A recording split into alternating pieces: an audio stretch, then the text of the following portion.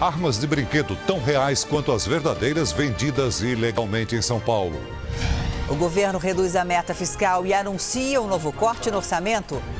Polícia Federal pede transferência de presidentes de empreiteiras. E as notícias do PAN. Meninas do handebol e do futebol já estão nas finais. E a glória de duas medalhistas criadas numa das comunidades mais violentas do Rio. Vocês são merecedoras. Obrigada. Boa noite. A nossa primeira reportagem alerta para um problema grave: a venda ilegal de réplicas de armas no comércio popular de São Paulo. As réplicas idênticas aos modelos verdadeiros estão à disposição de quem quiser comprar sem controle algum. A galeria de produtos populares vende de tudo. Na vitrine, armas, bem parecidas com as verdadeiras. Ela é tudo de metal, ela mais coisa nova, o peso é idêntico, ela é de metal, eu sei. O modelo que tem mais saída funciona com bolinhas de pressão para jogos e treinamentos. O pessoal não confunde com arma, não porque tem a pontinha laranja, né? Mas se o senhor tirar... A ponta laranja serve para alertar que não é uma arma de fogo. Mas sem essa identificação, é difícil saber a diferença. Aqui não conhece, não. Se o cara colocar aqui assim, o cara não vai nem querer olhar para baixo. Há ainda modelos de plástico e até réplicas de metralhadoras. Há casos em que o Exército autoriza a compra, mas aqui em São Paulo, no Distrito Federal e em outros 3 estados, a lei é mais severa. É proibido fabricar e vender. Medidas que tentam impedir o uso dessas armas por criminosos. Apesar de inofensivas, o medo de quem se vê diante dessa ameaça é bem real. Quando a polícia cercou este carro que levava uma mulher sequestrada, não imaginava que os criminosos tinham armas de brinquedos. A vítima foi libertada e os suspeitos presos. O comércio popular, que não esconde a venda dessas armas, parece estar sem controle. O Exército tem uma portaria que ele fiscaliza as lojas credenciadas. Agora, quem está olhando para as lojas não credenciadas, para esse mercado informal, e é por isso que a gente tem sentido um aumento do uso dessas armas no crime.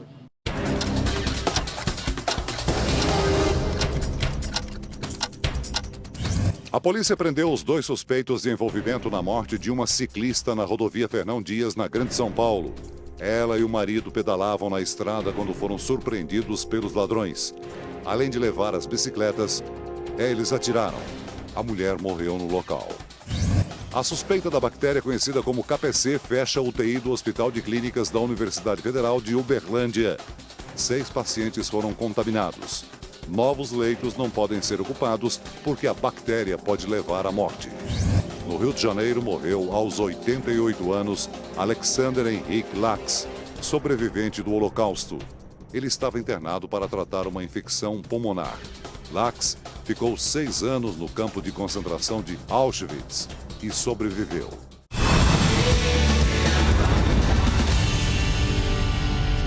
Agora vamos às notícias do PAN de Toronto. Vamos para lá ao vivo com Adriana Araújo. Oi, Adriana, boa noite. Hoje foi o Dia das Mulheres nos esportes coletivos? Oi, Janine, Celso, boa noite a todos. É isso mesmo, as meninas do Brasil brilharam com a bola nos pés e também nas mãos. No futebol, vencemos o México, daqui a pouquinho a gente vai mostrar. E no handebol, a nossa seleção campeã do mundo fez mais uma vítima em Toronto, dessa vez o Uruguai. E a nossa equipe está a uma vitória de se tornar pentacampeã, como mostra Eduardo Ribeiro. A semifinal foi um ensaio do que queremos ouvir no pódio daqui a 2 dias. E de como queremos ganhar. Em quadra, as rivais uruguaias descobriram que piedade é algo que nossa número 5 esqueceu em casa. Hoje, Piedade era só no sobrenome mesmo. Só, e que fique nele. E ficou. Até na disputa por uma vaga na final, nossas meninas venceram por 18 gols de vantagem. Acaba a partida e as atuais campeãs do mundo passam pelas uruguaias. Estão na final dos Jogos Pan-Americanos, a caminho de um título saboroso, o pentacampeonato. Espero que vocês estejam aí torcendo pela gente e mandando aí do Brasil, aqui para Toronto, essa energia positiva que vocês mandam mesmo assim. Beijo, é Record. É isso aí, daqui a pouco eu volto com outras notícias do PAN de Toronto. Até já. Até já, Adriana. Até já. Veja a seguir, o governo corta mais de 8 bilhões no orçamento e reduz a meta fiscal. E também, pernambucano adotado por estrangeiros defende o Brasil no hóquei na grama, no PAN de Toronto. O governo aperta mais o cinto e anuncia redução na meta da economia. A medida mostra a dificuldade de fechar as contas esse ano em razão da queda na arrecadação de impostos. O governo resolveu diminuir a reserva de dinheiro para o pagamento da dívida pública, o chamado superávit. A meta ficou impossível de ser atingida com a queda de mais de 46 bilhões de reais nos recursos que entram para os cofres públicos. Com a mudança, a meta de superávit para 2015 cai de 66 bilhões de reais para apenas 8 bilhões e 700 milhões de reais. Além disso, haverá um corte adicional de mais 8 bilhões e 600 milhões de reais no orçamento deste ano. A equipe econômica garante que não vai propor mais impostos para engordar o caixa do governo. A saída será buscar novas fontes para arrecadar mais de 26 bilhões de reais.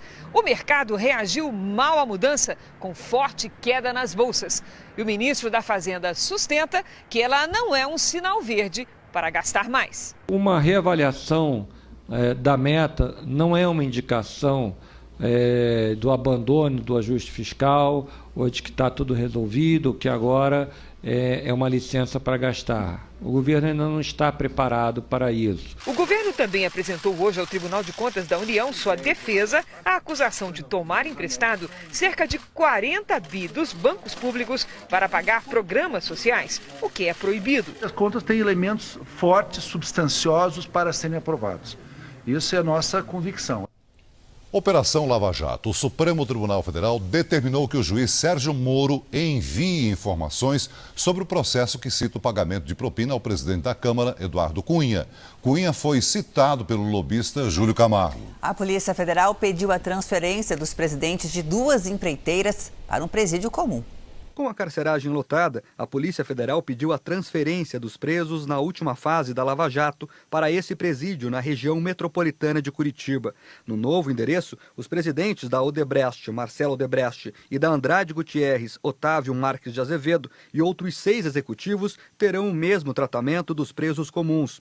Usarão uniformes e vão ficar em celas como essa, com 3 camas, uma pia e um vaso sanitário. Os chuveiros são coletivos e eles terão direito a apenas 1 hora de banho de sol por dia. O pedido vai ser analisado pelo juiz Sérgio Moro. Na mesma penitenciária já estão outros 8 presos da Operação Lava Jato, entre eles o ex-tesoureiro do PT, João Vacari. Hoje, o Ministério Público da Suíça anunciou que abriu um inquérito contra a Odebrecht. Os procuradores dizem ter encontrado indícios que a construtora usou contas bancárias no país para pagar propina a ex-diretores da Petrobras. No Brasil, a Justiça Federal negou mais uma vez o pedido de habeas corpus preventivo do ex-ministro José Dirceu. Dirceu é acusado pelo empresário Milton Pascovitch de receber propina da Petrobras.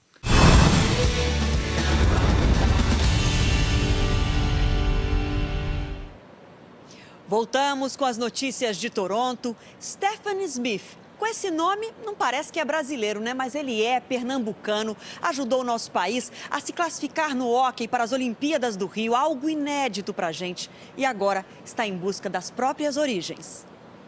O sobrenome é gringo, o sotaque também. Eu gosto muito coisas do Brasil. Mas não se engane.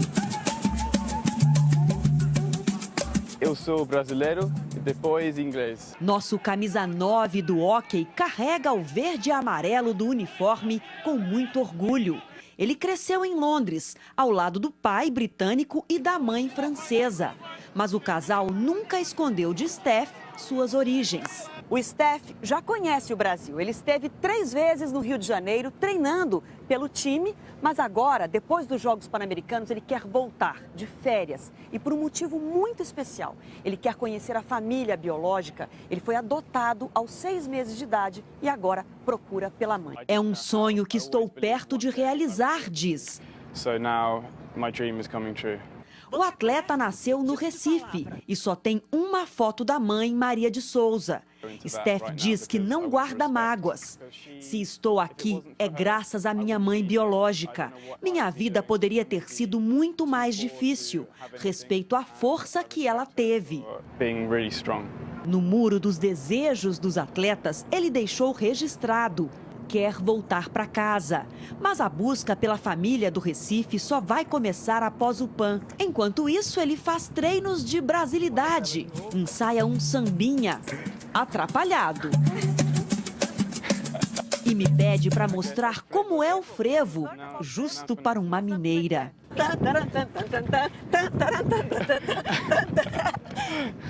It's not good. My frevo, it's not good. Mas com a bola nos pés, passa no teste com louvor. Tá melhor do que no samba. Parabéns. Sim. Vamos agora aos outros destaques do dia com o Giro do PAN.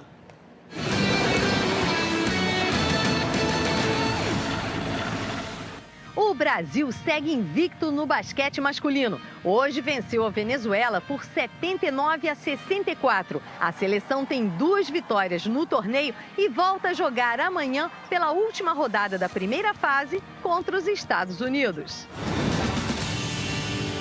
A seleção feminina de vôlei treinou em um colégio aqui de Toronto na preparação para a semifinal que será disputada amanhã contra Porto Rico. Para essa decisão, o técnico José Roberto Guimarães tem uma preocupação. A capitã e bicampeã olímpica Jaqueline, com dores na lombar, não participou da última partida contra os Estados Unidos e ainda faz tratamento. Mais uma boa atuação da seleção, a 4ª vitória seguida e o futebol feminino de novo está na final. Vai brigar pela 3ª medalha de ouro de sua história. Em menos de 3 minutos, a seleção já estava vencendo o México. Cruzamento da direita, cabeçada da artilheira Cristiane. Um vacilo da defesa e a goleira Luciana fez gol contra. A seleção sofreu um empate, mas não perdeu o controle do jogo. No final, vitória segura por 4-2. Amanhã eu volto com outras notícias dos jogos. Boa noite a todos. Celso, Janine. Tchau, Adriana. Até amanhã. Sem frevo, viu? Porque você é melhor jornalista. Vamos ver agora como está o quadro de medalhas com a Cláudia Reis. Boa noite, Janine. Bom, chegou a hora de saber como é que está a classificação do Brasil no PAN de Toronto. Bom, os Estados Unidos seguem na primeira colocação com 74 ouros. Em segundo vem o Canadá e o Brasil já tem 32 ouros, 32 pratas e 50 medalhas de bronze. Um total de 114 medalhas, mas vem mais medalhas por aí, Celso. Obrigado, Cláudia. Nossa série especial Heróis do PAN hoje visita a comunidade da Chacrinha, na zona oeste do Rio de Janeiro. Foi lá que começou a história das irmãs Vicente do badminton. Elas conquistaram uma inédita medalha de prata nos Jogos de Toronto.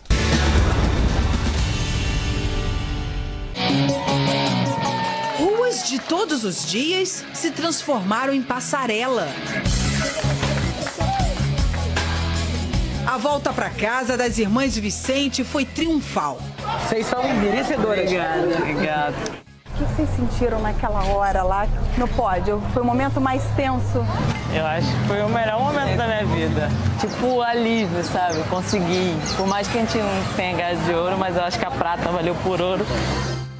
Esta é a comunidade da Chacrinha, na zona oeste do Rio. Aqui o badminton é brincadeira de criança que virou esporte de gente grande. As irmãs Vicente fizeram história nos Jogos Pan-Americanos de Toronto. Pela primeira vez, o Brasil chegou à final no badminton. A medalha feminina é inédita. Chegar ao pódio não foi nada fácil para as irmãs Vicente. No Luana e Lorraine nasceram no Morro do Chapadão, uma das comunidades mais violentas do Rio. O pai delas comandava o tráfico na comunidade. A família chegou a trocar de endereço 15 vezes num único ano. Sandro Vicente foi morto num tiroteio com a polícia. Luana tinha 6 anos, Lorraine apenas 4. Você se desdobrou? Eu me desdobrei. Eu me virei do lado do avesso para criar elas. O destino transformou a tragédia em oportunidade quando a família se mudou para o Morro da Chacrinha. Um projeto social construiu na comunidade o berço do badminton no Rio. A Record já acreditava no potencial das irmãs Vicente desde quando elas ainda eram uma promessa no badminton. Há 4 anos eu estive aqui, nessa mesma casa, mostrando o talento dessas meninas e o sonho que elas tinham de representar o Brasil mundo afora. Esse caminho é percorrido há 9 anos pelas irmãs. Você também é tão vitoriosa quanto elas, né? Você tem essa sensação? Nem tanto, né? Para vocês sim, né? Ela é muito vitoriosa, não?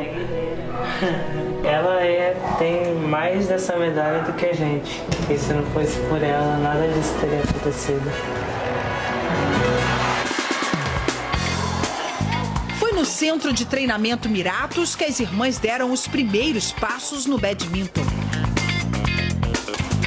O Miratos é um celeiro de superação. O próprio idealizador do projeto, o Sebastião, foi criado no colégio interno dos 7 aos 18 anos. Às vezes a família não sabe como passar a informação, alertar eles sobre a vida. Então, essa experiência que eu tive, que foi negativa, ela hoje serve de exemplo para essas crianças. Luan é mais uma promessa do grupo. Criado pela avó, ele é campeão estadual sub-15 e ouro no nacional em dupla. Como é que era a sua vida antes de vir pro projeto? Ficava em casa soltando pipa, acordava às 6 horas e jogava bola de gude, ficava sem camisa na rua. Agora seu objetivo é um só, né? Ser campeão olímpico. A inspiração está ali, bem pertinho, para mostrar que todas as dificuldades podem ser superadas. Luana e Lorraine querem ir ainda mais longe. A gente vai estar jogando os campeonatos para tentar classificar, para a gente estar no Rio 2016. Toronto foi maravilhoso, só que jogar em casa com a torcida brasileira vai ser mais lindo ainda.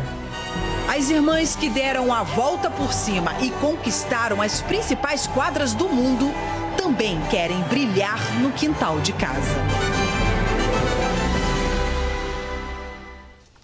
Parentes lembraram hoje os 10 anos da morte do brasileiro Jean Charles de Menezes, em Londres. Flores na porta da estação de Stockwell. Parentes e amigos de Jean Charles de Menezes se reuniram no local para homenagear o brasileiro. No dia 22 de julho de 2005, a Polícia Metropolitana de Londres confundiu Jean, um eletricista de 27 anos, com um terrorista e o matou com 7 tiros na cabeça dentro do metrô. Mais do que lembrar Jean Charles de Menezes 10 anos depois, a família ainda luta por justiça. Aqui no Reino Unido, nenhum dos responsáveis pela morte do brasileiro foi punido. Agora o caso é analisado pela Corte Europeia de Direitos Humanos. É muito tempo, mas a esperança continua ainda, né? Veja a seguir, em Mato Grosso, um escorregão salva uma mulher de ser atropelada. E você vai conhecer a banda pop sul-coreana que está fazendo sucesso no Brasil. Os fãs estão acampados há quase um mês à espera do show.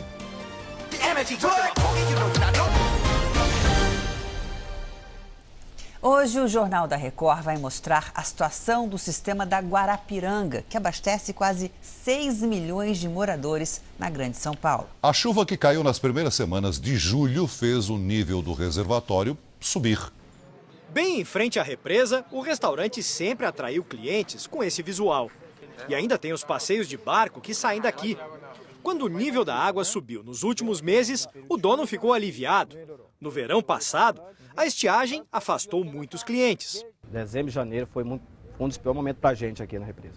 Com o volume de água da Guarapiranga em quase 80% da capacidade, os consumidores voltaram. Bem frequentado nessa época e na época da represa cheia. Neste clube de atismo, a rotina também voltou ao normal. Quando o nível da represa estava mais baixo, houve até cancelamento de campeonatos porque não havia como velejar. Temos que ter esperança para que o nível se mantenha e que as chuvas de verão que ano passado chegaram só em janeiro desse ano, que venham em outubro, novembro, como é de se esperar. O sistema Guarapiranga abastece quase 6 milhões de pessoas. Com o nível de outros reservatórios muito baixo, essa represa se tornou a maior fornecedora de água na região metropolitana de São Paulo. Tão importante que precisa de mais cuidados, diz este professor de engenharia de saneamento, principalmente com a poluição provocada por ocupações irregulares das margens da represa. Precisamos tomar todas as medidas já para preservá-la, para recuperá-la. O tempo continua seco na maior parte do Brasil. Com a umidade do ar abaixo dos 20%, cidades do centro-oeste, norte e nordeste entram em estado de alerta. Amanhã chove em quase todo o litoral nordestino por causa de uma frente fria e instabilidades que vêm do mar. Há risco de temporais também do oeste do Amazonas ao Amapá.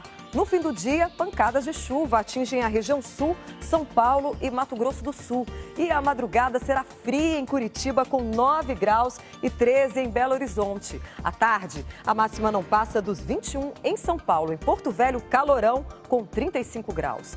Natal terá chuva forte e tempo abafado, com 27 graus. Em Manaus, faz 36. Em Brasília, 27. Em Palmas, o tempo fica seco e a máxima é de 36. Em Porto Alegre, uma inovação trouxe benefícios para pacientes de um hospital que atende o SUS. Com a ajuda da tecnologia, o resultado de exames agora sai mais rápido.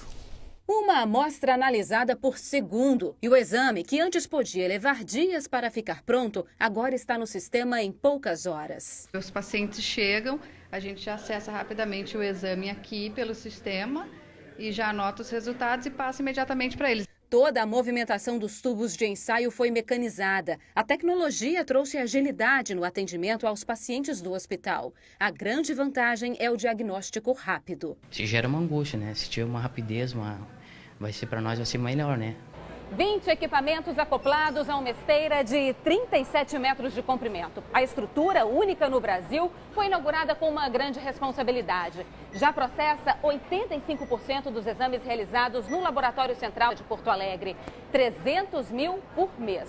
Quem viaja do interior do estado só para se tratar na capital já sente a diferença. Viajei 500 quilômetros, quanto mais rápido eu fizer o exame, mais rápido eu volto embora. É melhor, porque só assim eu vou mais cedo para casa.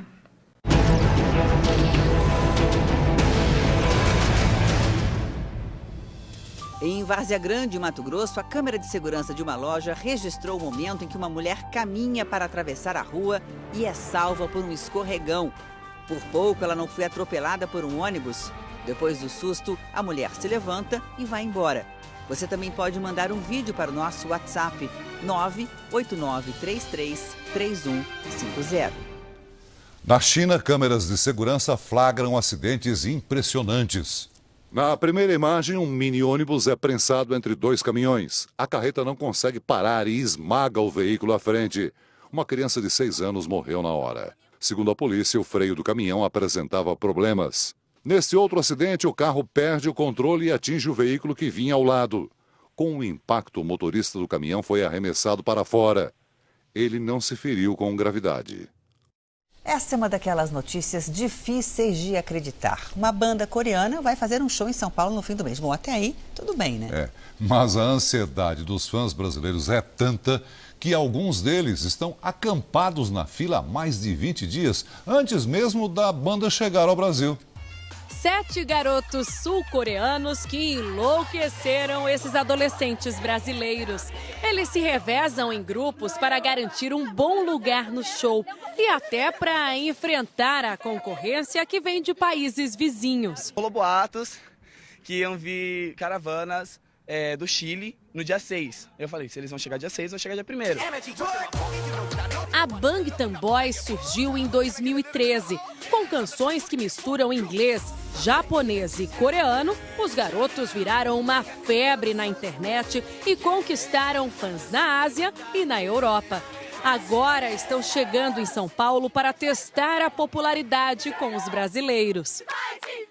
A banda só desembarca por aqui no final do mês, mas a ansiedade é tanta que os adolescentes não quiseram esperar. E tem gente de todos os cantos do Brasil. Do Pará. Você? Paraná. Rio de Janeiro. Os fãs da banda coreana começaram a chegar aqui no início do mês. E estão vivendo assim, em barracas, passando frio e improvisando até o que comer. Mas eles garantem que vale a pena passar todo esse sufoco. Vale muito a pena, senão não estaria passando um mês aqui não. O Jornal da Record de hoje termina aqui. Você pode rever na íntegra essa edição no R7 Play. Fica agora com o programa do Gugu e a alta do último bebê dos quíntuplos que nasceram em São Paulo há 3 meses. O Gugu acompanhou a saída da última criança do hospital e a levou de surpresa até a mãe. Boa noite a você, a gente se vê amanhã. Boa noite, até amanhã.